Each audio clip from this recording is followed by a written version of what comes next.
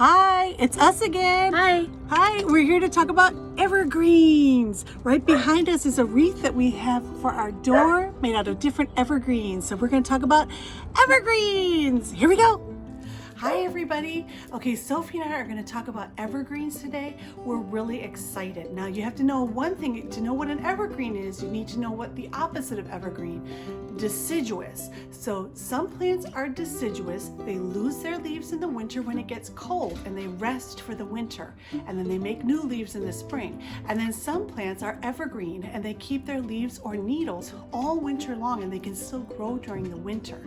All right, so you see behind me I have a garland here of some evergreen needles, and I have this beautiful pine cone here, and that is from a big pine tree. All right, let's go check some stuff out. Hi everybody. Okay, I'm standing in front of my winterberry holly.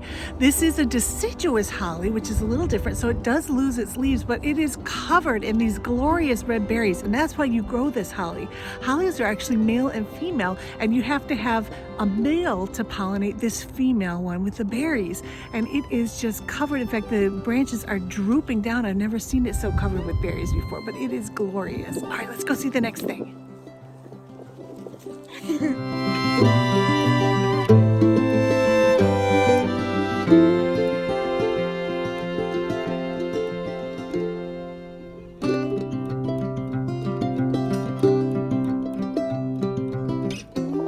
All right, here we are in front of the rose bushes. Now these are not evergreen, but they still have their leaves even though we have multiple frosts. They'll keep their leaves for a while. In fact, they're still blooming.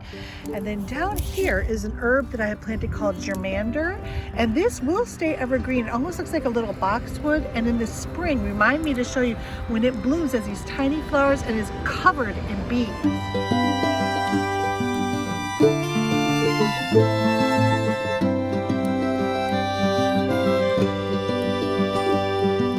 Okay, here we are on my deck and we have some different types of evergreens. This is a variegated wanamus, and believe it or not, this tree will keep its leaves for the entire winter. It is evergreen. It doesn't look like it would survive, but it does. Isn't that gorgeous? And we have some lights on it. We have some other things here. Here's a boxwood with some Christmas lights on it. And here is a beautiful evergreen. Now notice this juniper has needles. It's not broadleaf. Okay, let's go over here, and here's some deciduous hollies, but these are male. These are called sky pencil. They have the lights on them, and they have these beautiful green leaves all winter long. Isn't that amazing? Now let's look back. One more thing over here. Remember I planted up some kale?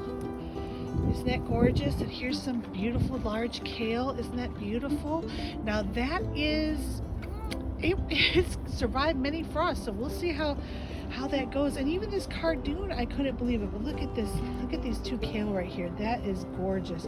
And they are surviving the frost, so we'll see how long. And you can actually eat these well into the winter. In fact, some of these kale taste better after they've had a frost. Let's go find some. All right, now what do you have in front of you, Sophie? What is that? This is our rosemary. Okay, now we have many different varieties of rosemary, and this one has survived since last winter. Rosemary sometimes is zone 8, and we're going to talk about weather next green gardening club. Weather is very important to what we can grow, right, Sophie? Yep. But this one survived from last year, and it is huge. I know. And what about the smell? Now this is an herb we can eat. Rosemary smells really good. Oh, yes. It's actually used in a lot of different products. Cooking, lotion, lotions. candles. Yeah, it's just really delicious. You see this a lot in Italian cooking, but this one, and you can see the needles on it, is actually blooming. Look at those tiny, they're very small little blooms, but the bees love, the pollinators love rosemary blooms. So for right now, if it doesn't get too cold, this one may stay evergreen for us. We shall see. All right, let's go find some. All right, Sophie, what do you have in front of you here? This is our variegated holly from last year. Yeah, and we actually bought that. Sophie and I went shopping last year before the winter concert because we did the song The Holly and the Ivy, the Christmas Carol, and we bought 2 of these. Rabbits ate one of them, which is very upsetting.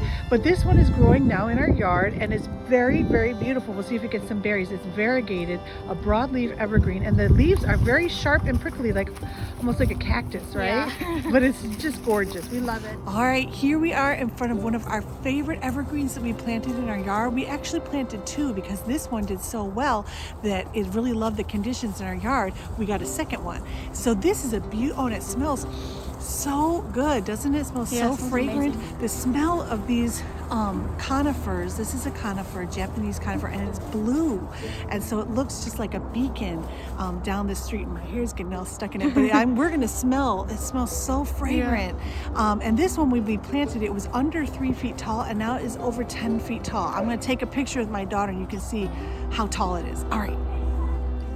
All right, Sophie, what's that you have there? This is mistletoe.